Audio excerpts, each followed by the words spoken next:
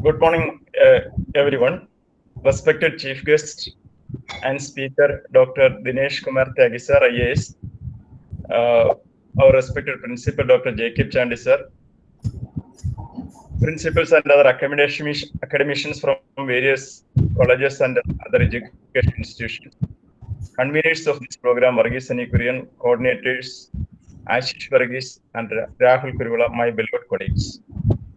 Hearty welcome to the two-day faculty development program on the topic Need for organized by the Department of Commerce, Pishamur College, Mahavelikara.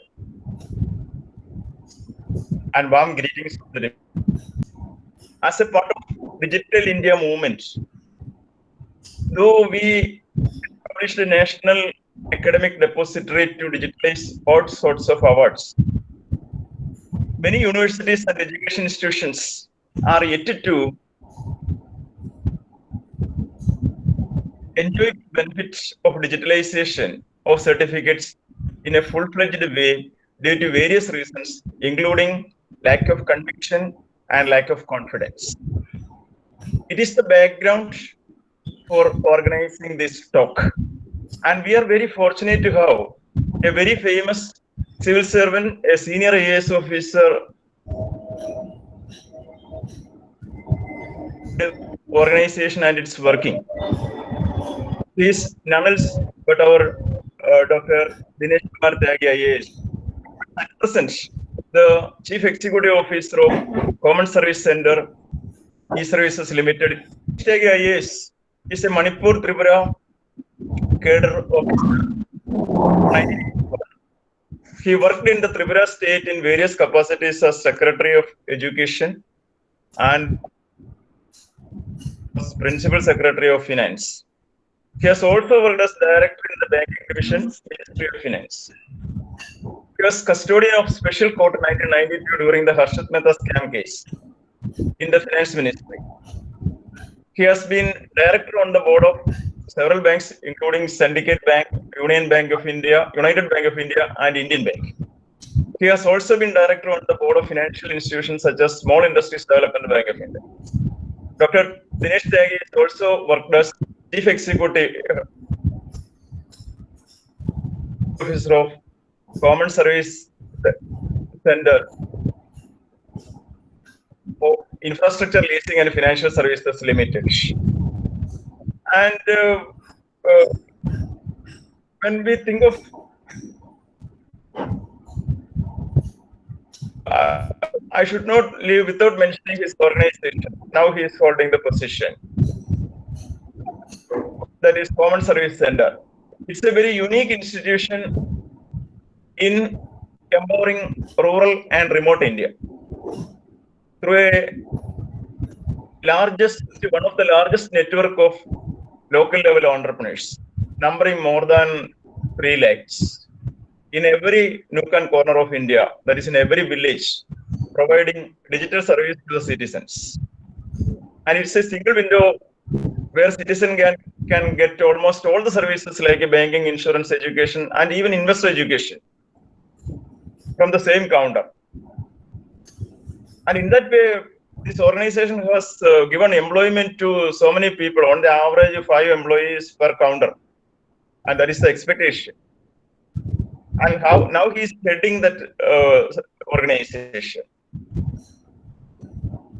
And to talk about National Academic Depository, we are searching about personalities.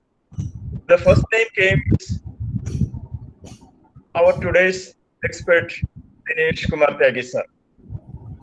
And it is a privilege for me to welcome him to your august presence in the name of the Department of Commerce, Bishop. I am very happy that we go to his service, precious time, 1 hour. He promised us to spare with us. And I am very fortunate, and you will understand from this talk that it was a very valuable session. Make use of it. And I welcome Dinesh Tyagi sir to be in talk. Thank you very much. And Thank you, Dr. Sajeev, the principal of the college, and other faculty from various other institutions who have joined. First, let me, at the outset, thank you for inviting me to speak to you. And the COVID has, of course, defined a new norm of communicating with people. Rather than organizing workshops in conference halls and rooms, now we are organizing workshops using technology, which is a very good thing in the sense that it's redefining the way the education and other services are going to be then implemented. Not only during COVID time, but even after COVID, once COVID is over, there will be a redesigning and a reframing of the way people communicate and the way the services are delivered through institutions, both government and non-government.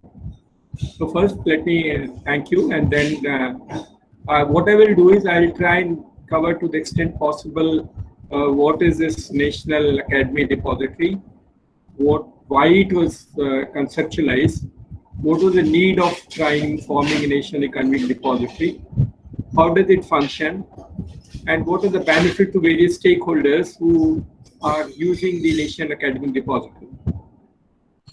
First, a few things of why there's a need. I'm sure that many of you must have gone to various institutions or colleges. I remember a case when I went with one of my daughters to a school, and she was standing, and we were depositing the form. The person on the counter told me the photo is not attested. I told him the girl is standing in front of you. He said, no, you must get it attested. I don't know what is this attestation syndrome. The person who is receiving the copy doesn't trust his own eyes. He trusts somebody else to attest. And that is what the attestation syndrome was existing. And it is a painful exercise for everybody. That too, and I'm sure many of you may not really be knowing that why they allowed only a class 1 officer to do attestation. Why not class 3? Why not class 2? And why not class 4? Because a government officer is a government officer. But then there also they distinguish, and the logic is the class 1 is more accountable. I don't think the class 1 is more accountable. The accountability of any government servant, whether it's class 4, is almost similar to that extent. If the risk of losing a job is more for a class 4 employee than a class 1 employee. So this notion traditionally came saying that there will be attestation, and there will be attestation only by specific class of people. That has to go and disappear in the emerging world and the changing scenario. That has to go and just get out of our mind and try and redefine the way the things are being done. The second aspect, of course, was that many of the students and other people who are having their records, they get it lost, or in the flood and the drought which happens, flood or calamities or fire accident, their records are burned or damaged. In those situations, to get a copy of the record of whether from the central board or from the college institution, it's a Herculean job. First, of course, the resources deployed maybe is to go and visit there, is to make applications for there, and getting the record out itself take a long time. It has not been easy situation for anybody, any person or a citizen, in order to try and get these records out of these institutions. So there are a lot of problems for getting a copy of the record in case you have missed it or lost it, or they would have or be damaged. That is the second part.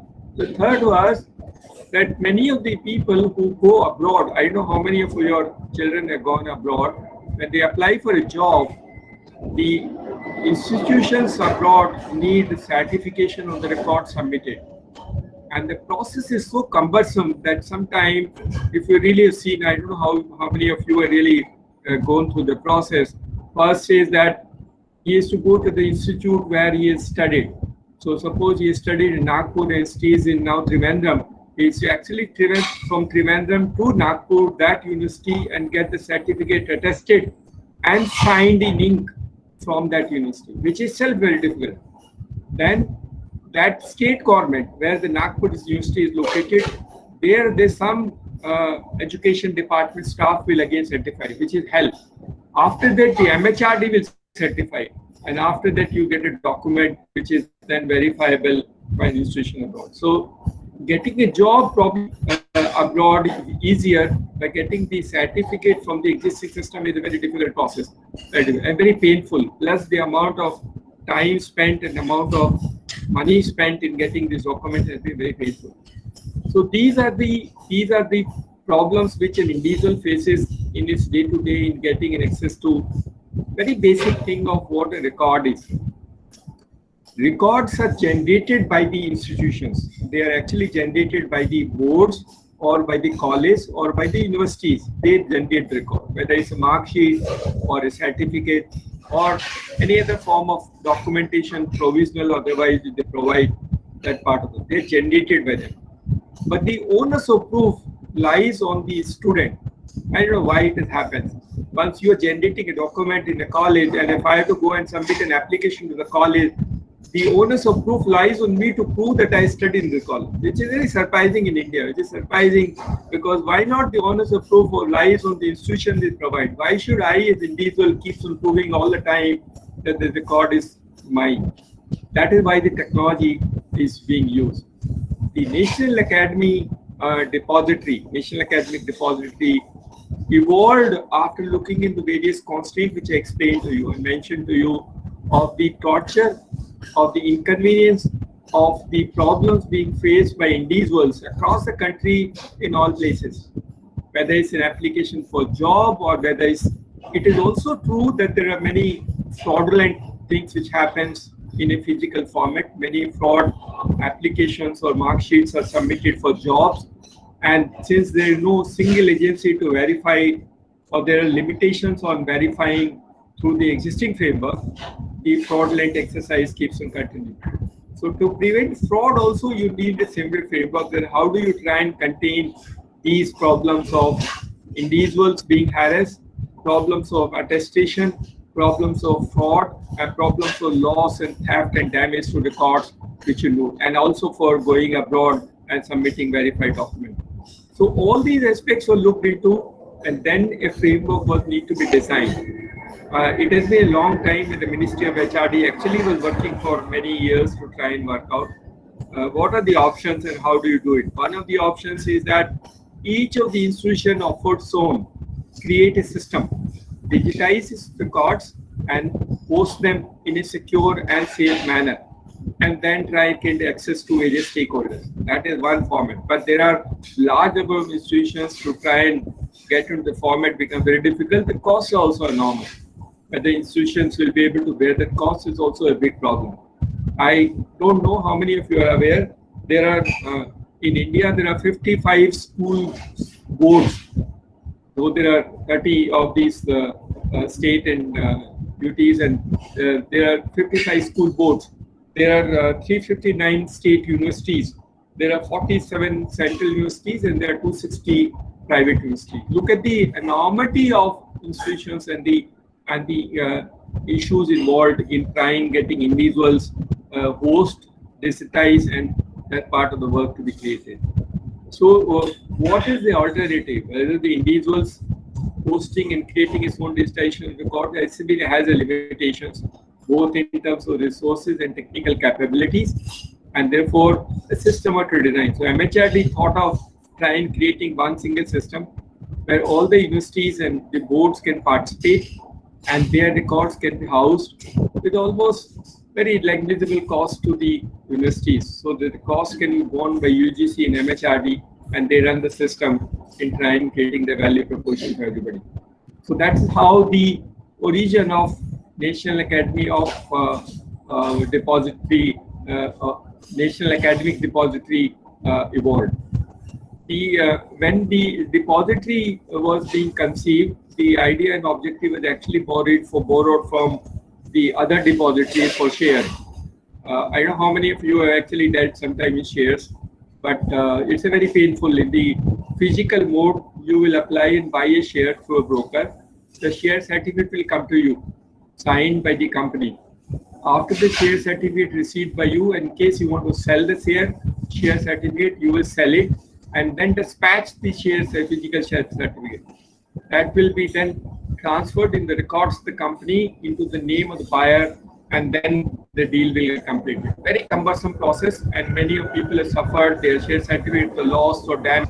Getting a copy of the share certificate a problem. So therefore, depositories for shares or for dematerialization of shares were started, and that has been a great success story. That has been great benefit to almost everybody, both in terms of enabling trading and the people who buy and sell shares, and also for the companies who are actually supposed to keep record of these share transfers format. So the idea of setting up academic depository actually born from the fact that the success of the central depository done through the format of SEBI and being implemented by few companies.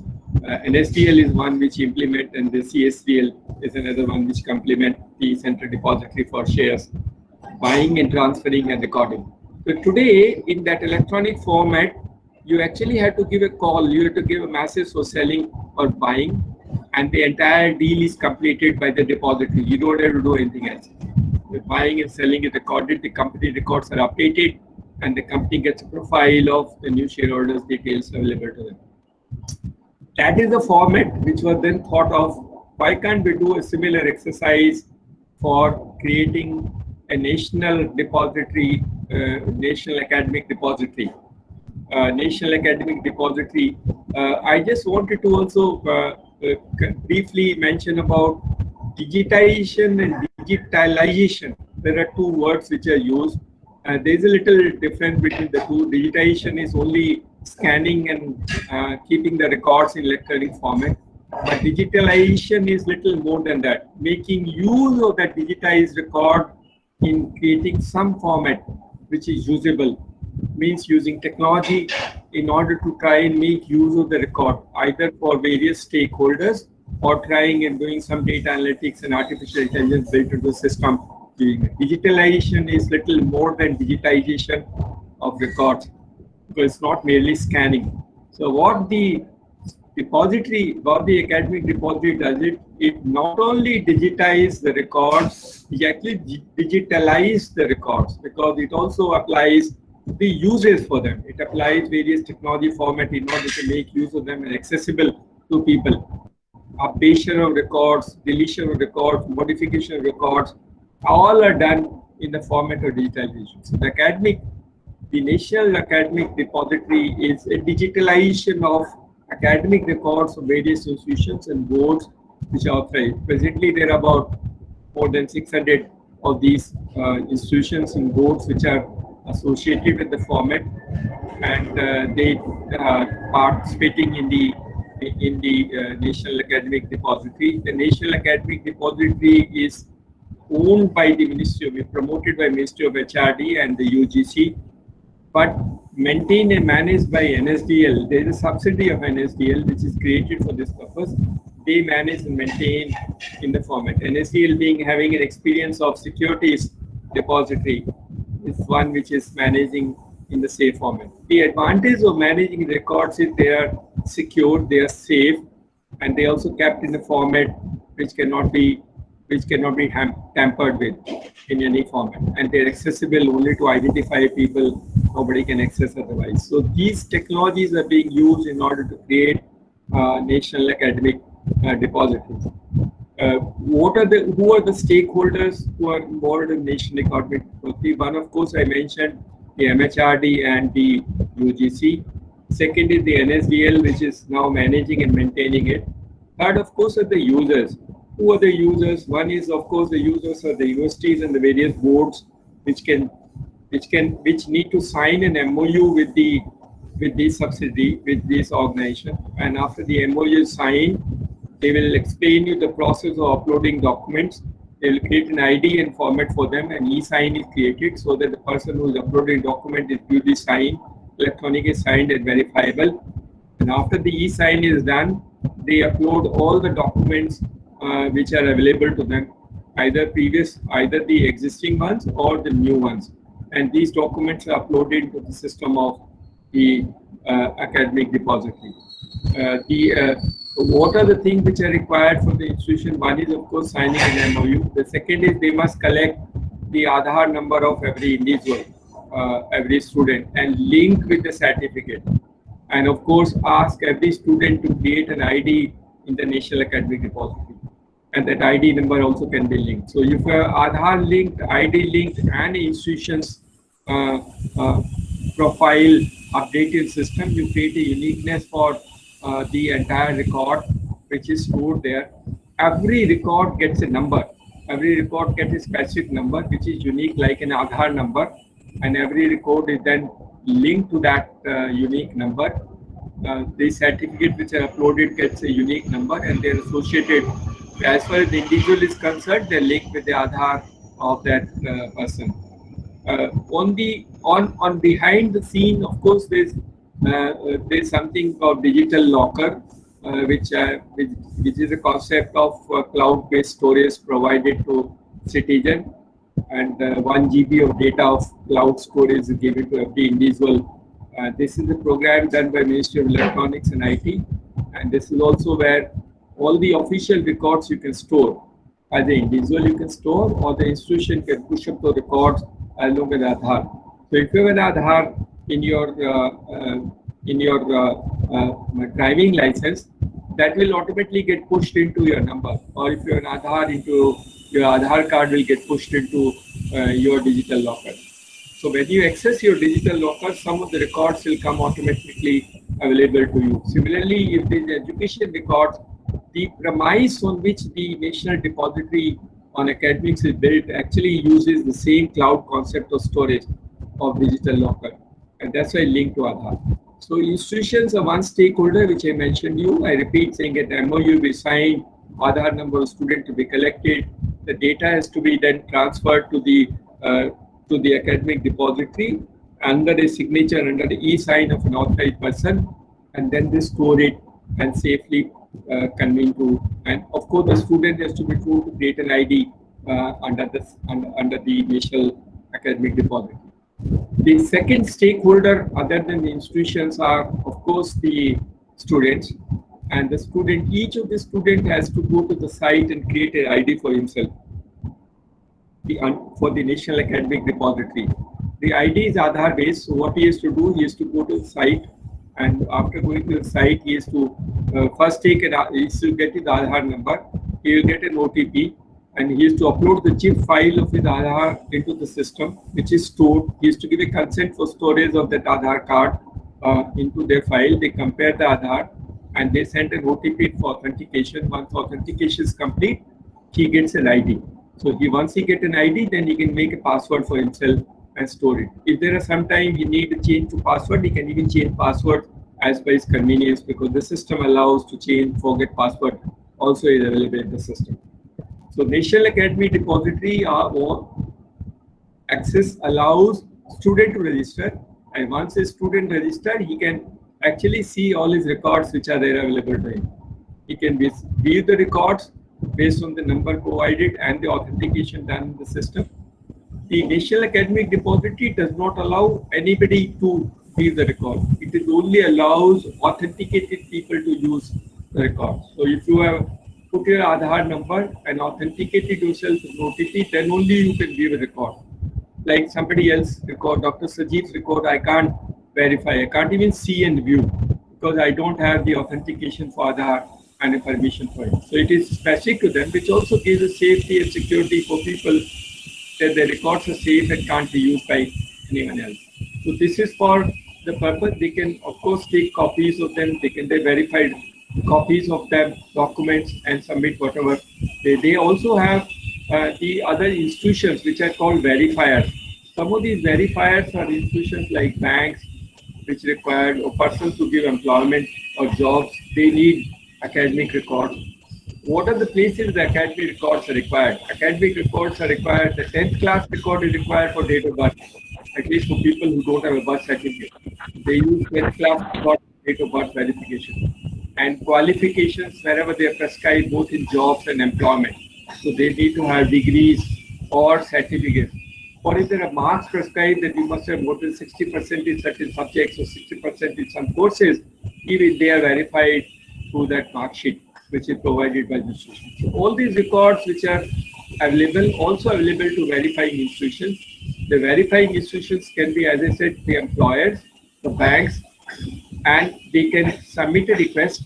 Once the request is submitted and they are identified that the verifying institution is one which has submitted its request, the request is then forwarded to the student whose records are being asked. The student has to give a confirmation whether he is allowing the access of the record. Once the student gives a confirmation, then that record is permitted to be shown or shared with the institution who asked for the record. If the student does not give a permission, that is not allowed. That means the record of a student which is stored in the depository can be shared with any verifier, whether it's government or non-government, only with the consent of the student. That also built in safety that the student is not consented, you can't share the records with anybody. So almost all the nuances which are required for a system of this nature and which definitely cater to the various facets of providing a safe, secure environment for these records to be used, utilized, and also help various stakeholders. What is the three stakeholders which I told you? There are institutions who upload the record, the students, and the verifiers. These are many three stakeholders who are using the system, who are utilizing the system for these records. The records are very useful because the advantage, of course, are many and phenomenal, which I mentioned that they are safe and secure. They can't be fuzzed. They can't be manipulated. They are available 24/7. So anytime you want to have an access to the record, it's available to you.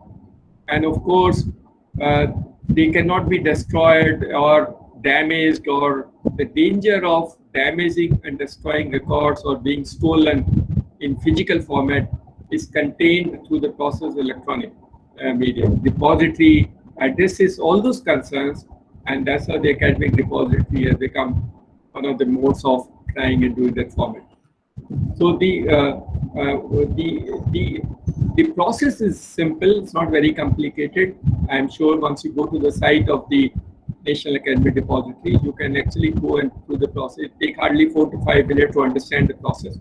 There is also a help desk number. You can contact the number if you need some clarification or doubts, or you're stuck somewhere. They can clarify the doubts to you and then try and make use of them.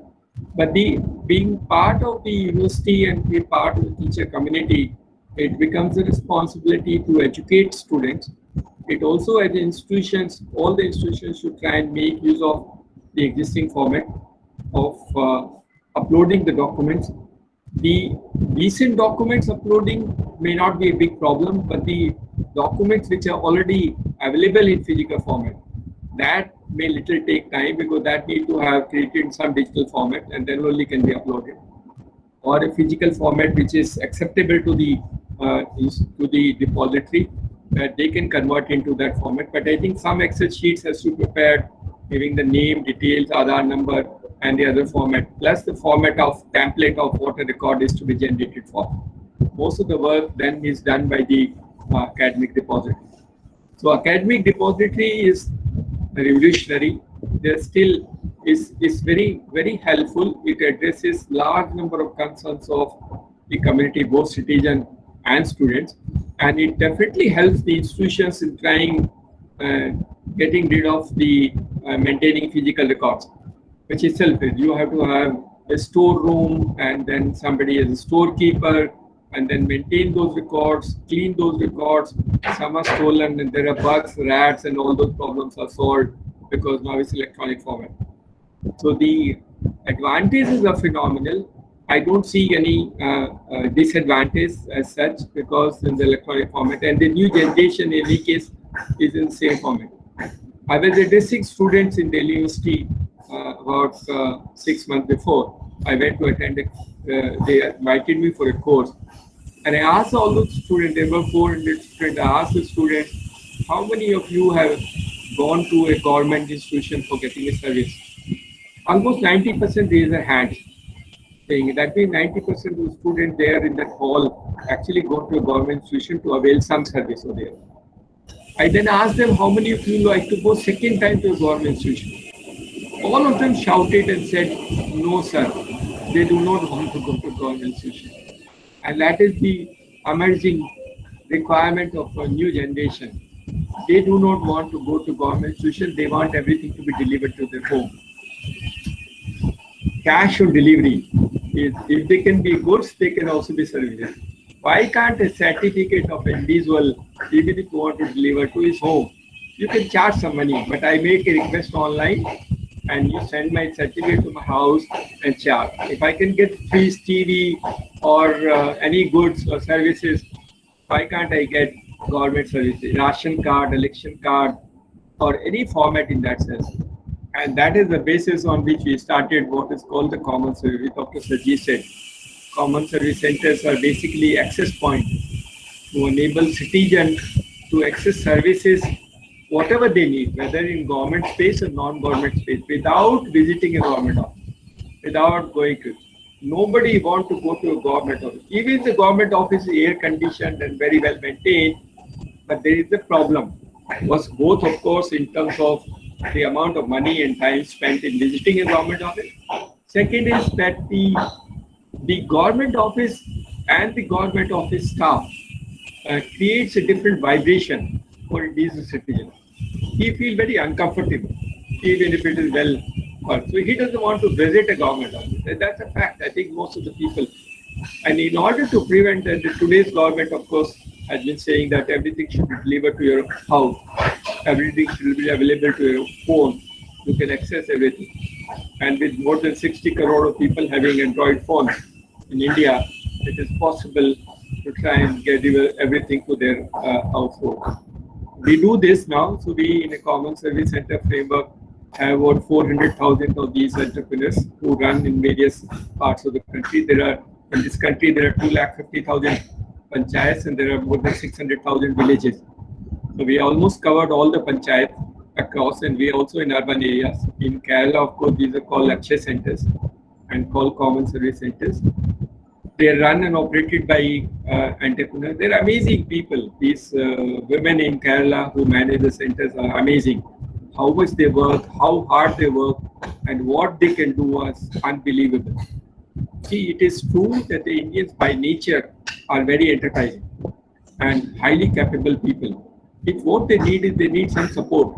They need support in order to handle. They need motivation and they need encouragement and they need technology framework in order to deliver services. These 400,000 centers, which are now presently working, deliver large number of services, almost everything possible.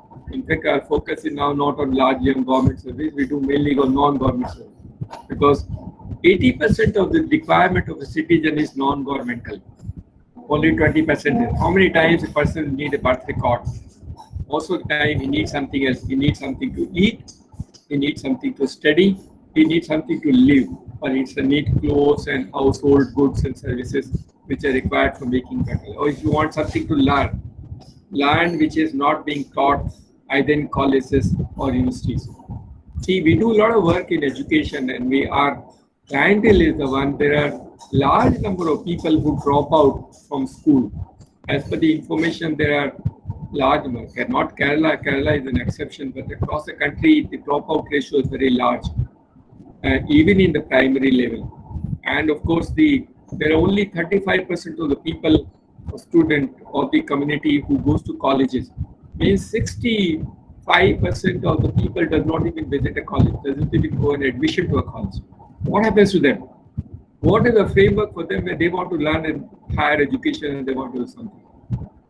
In addition to this, there are many women in villages in UP and Bihar who are not allowed to go to a college, which is 3-4 kilometers away.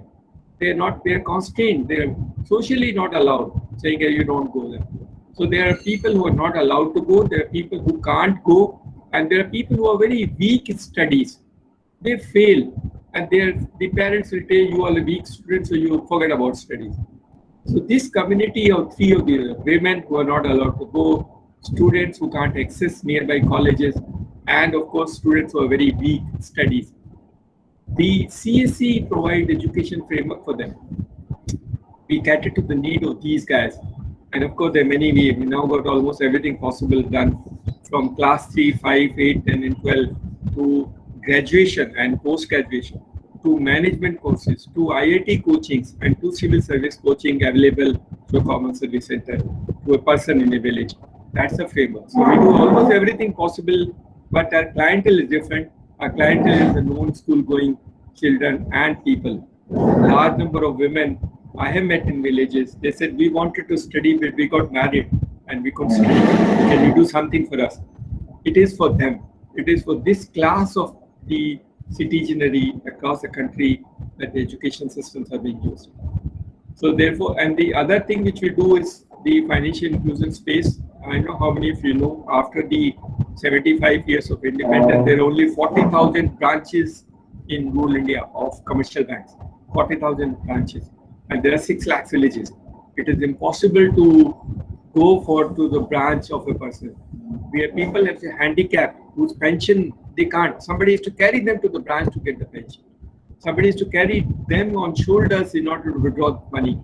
There are people who are otherwise very difficult to go and visit. They can't speak the same language as a bank manager. They find it difficult to communicate and go to them. The common service centers now have, almost with 4 lakh common service centers, 400,000 of them provide banking services. You can go withdraw your money, you can get a balance inquiry, you're going to soon start deposit and a mini statement, and you can also transfer funds. So we created this framework in order to create a financially inclusive society in that format that people can access. And of course, the entrepreneur enables this, and the entrepreneur, of course, gets he gets an income, so therefore they will be generating enterprising and entrepreneurship across India using the requirements of various citizens and of course the government framework. I thought I will add these few things also in addition to the academic depository, which was the main subject given to me. Academic depository, I just told you, is a revolution. And if all the institutions join, and not only the historic records are also uploaded. I don't know how many have uploaded the historic records. They're still not. The new records uploading may not be a problem, but historical records being uploaded into the system will really change. Many of these people who go to Gulf countries and has studied somewhere and want to get the document verification done, the life will get simplified. We need to convince the foreign institutions and the foreign universities and the employers that the academic depository is a verifiable framework for verifying documents, and the physical format which is presently being ensured and enabled may not be necessary for verifying documents. Once that is done, the life of a person who is seeking an employment abroad will become very simple. It's very complicated. I don't know how many of you have suffered, but I have seen people suffering. It's hell to get the document signed, verified with various institutions and the government of India, and then send it to for the employer abroad. So that will simplify life and make it easy, and definitely it will be a great boon for all of them. The institutions which are using these documents also will be very happy, because there is no single agency which can verify record. I go to so-and-so place and submit my document for a job. The institutions have no verification mechanism. Even they send to the university does not verify and send it back to them. If it is a private institution, the private institutions who are employing people find it very difficult to verify records. This will be also a boon for them in order to verify records online and then try and see that there is no fraud happening in creating employment potential for people across. As I said, of course, since I do in common service centers, I keep on speaking. I can speak for hours and hours together. I spent my life in common service center. I've been here for a fairly long time, and amazing stories of girl and child. We do English speaking course, and Kerala there are English speaking course being done. There's a girl in Hyderabad, and she has gone to school and taught this English speaking course and earned about 8 lakh rupees. And that's the earning. So we do English speaking course through British Council Association. We do artificial intelligence data analytics courses also. We're now launching 3D printing and CAD program. See, an amazing world. Why can't a person in a village also learn 3D printing? Why should he go to ITI and IITs to do 3D printing? If I have an interest and I'm willing, I should be allowed to learn. Why are we linking degrees and diplomas in order to create education? Or you need to create educated or skilled manpower? That is the framework we should use. So we do, as I said, we do almost everything. We also do now health. We do a lot of work telemedicine. So any one of you who want to do teleconsultation on medicine, homeopathy, Ayurveda, or Siddha, or allopathy, all 4 types of medicine, you can go to a common service center, talk to a doctor, and the doctor will, it's a video conferencing application, works on very low bandwidth, 250 kb, designed by our own people who has been very good, designed for low bandwidth, keeping with the requirement of the country. And you can talk to each other. The doctor does a prescription, his own name, the prescription printed given to you. If you want to buy medicine, you can also buy medicine from the same common service center, which can place order. We have online pharmacy, and we have online supplying of homeopathy and Ayurvedic medicine through courier services sent to your own house. We now launch an immunity kit for COVID. So anyone, if you want to buy immunity kit for homeopathy for COVID, please visit the nearest common service center. They will supply you an immunity kit at a very low price. And the entire family is to be taken once in a month. You can actually insulate you from the risk of COVID, and very useful. Not only one family can take one small kit and then try and make use of the entire thing for the safety and security of your loved ones. These immunity kits are homeopathy immunity kits. They've been used largely for government and non-government officials, and we have sold quite a lot of them to the same common service. The common service centers is actually enabling access to service, whatever a citizen needs, whatever you want to need, almost everything possible to common service center.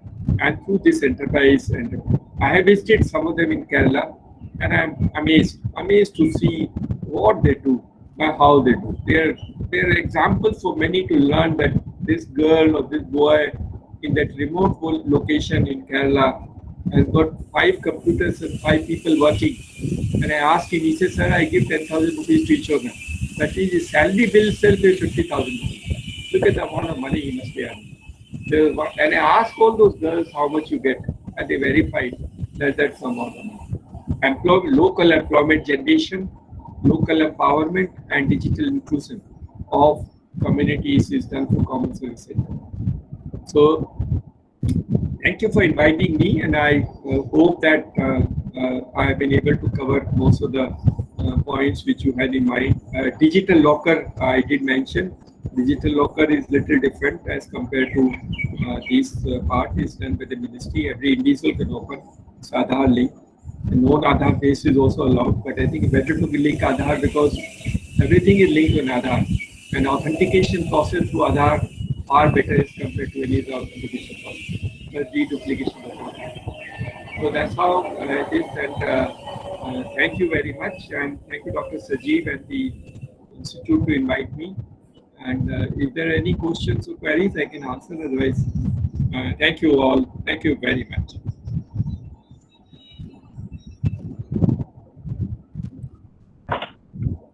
Thank you very much, sir. Sir, can I ask one question? Yeah, sure.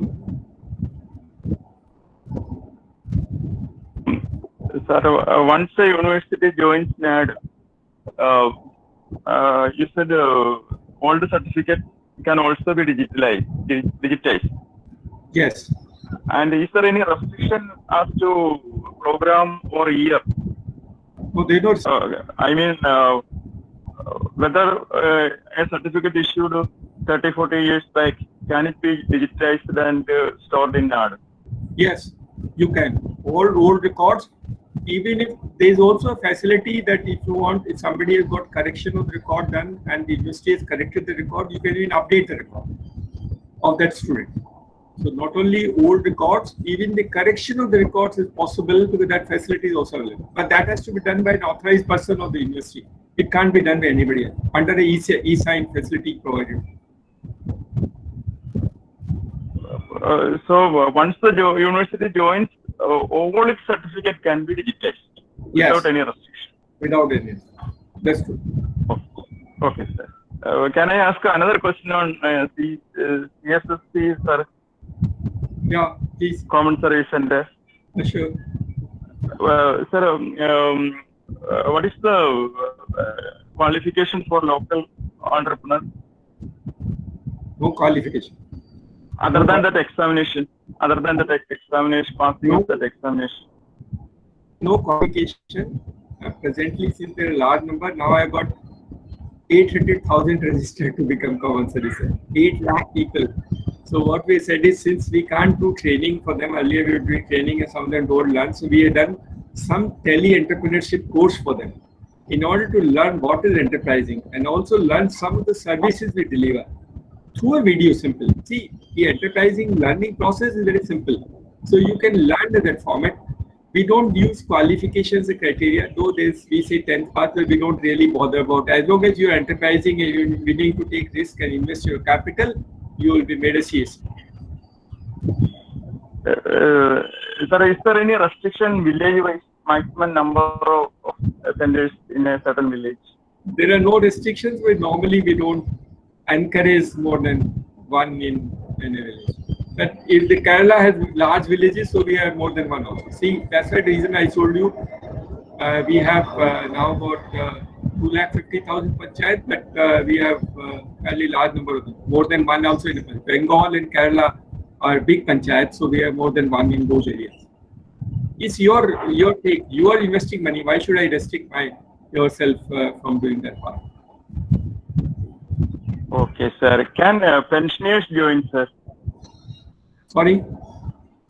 Pensioners. After my retirement, can I become an anybody, whether old, young, pensioner, or working, I have no issues. You can work or your wife can work. I have no issues.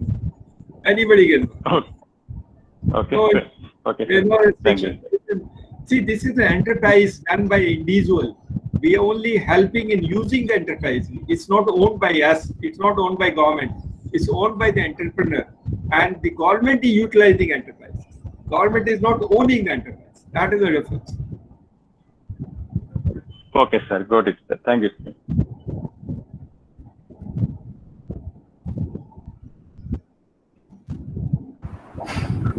Sir, is there a risk factors behind this? Sorry, I didn't get you. The risk factors behind this? The risk you see? Yeah. There is no risk on the certificate. There is no risk. It's safe, secure. It is DMAT format. There is absolutely zero risk. Okay. Zero risk. That is the beauty of the entire thing. You can sleep peacefully and there is no risk at all. It won't go anywhere. Nobody can change it. Nobody can damage it. Unless you authorize, nobody can even see it. There will be an OTP sent to you. You authorize, immediately somebody can see it. But if you don't authorize, it won't be seen by anybody else. Okay. Thank you.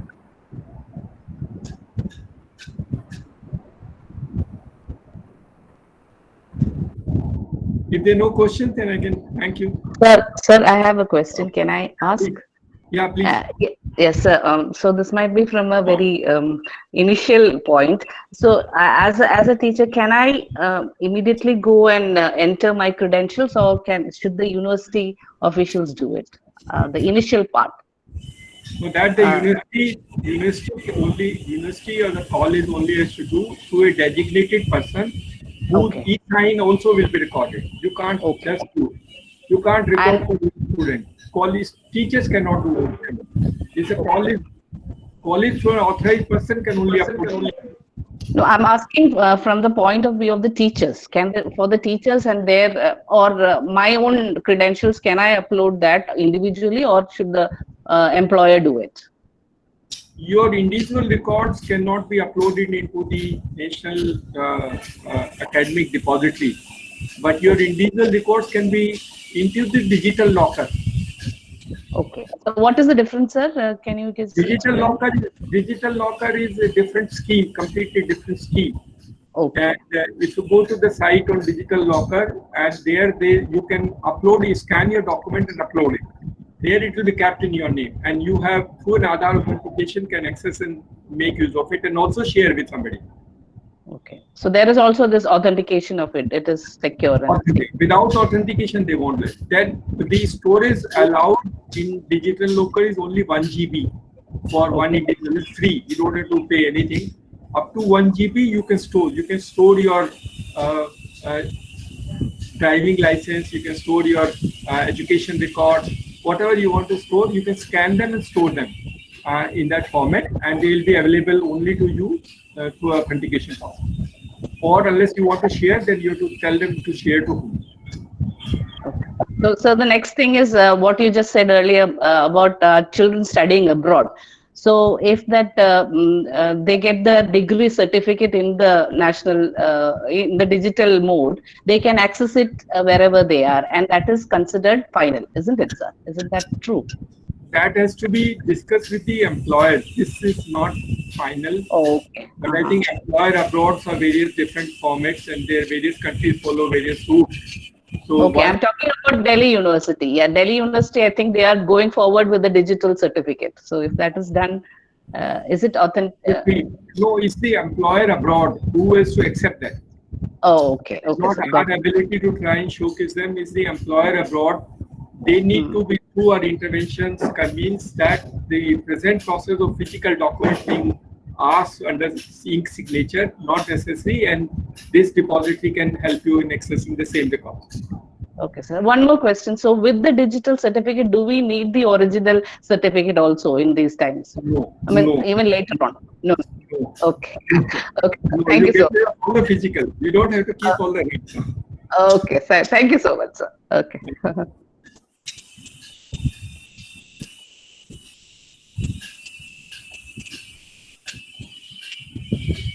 Let me call upon Dr. Verghese Anikurian to formally propose the vote.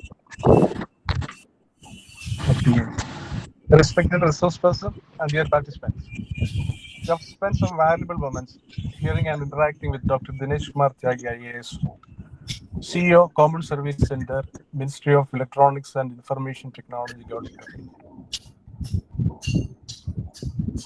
He shared his experience as an administrator and disseminated valuable information on the National Academic Depository and the digitalization of certificates. He talked about the importance and advantages of digitalization of certificates and the various related aspects in a technologically advancing world. He explained the process of digitalization of certificates and the services of Common Service Center.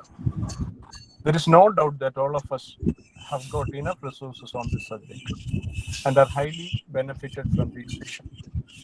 Now, on behalf of Vishamur College, the Department of Commerce, and all of us participating in this program, I express a deep sense of gratitude to Dr. Dinesh Kumar Tyagi for his wonderful session. Thank you, sir, and thank you, dear participants. Thank you very much. Thank you, everybody.